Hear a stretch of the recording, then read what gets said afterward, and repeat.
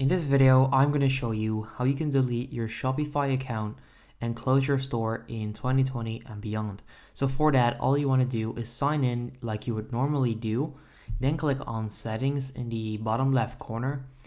On the settings page, you should be able to find plan and permissions in the top right corner. You can also search for it if you want to. However, I'm just going to click right here. You'll then find your current plan. So this is the current plan.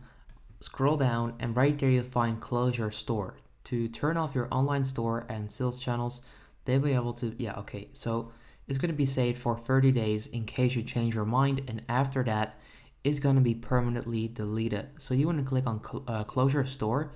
Then next up, confirm your password, click on continue, and by doing that, you will delete your account and close your store, delete your store, and then after 30 days, they will permanently delete it.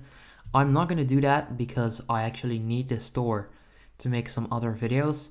But if you would do that, you would definitely delete your account and close your store. So if that's helpful, make sure you go ahead and leave a like on the video. Let me know in the comments down below if it works, and then I'll see you next time. Have a good day.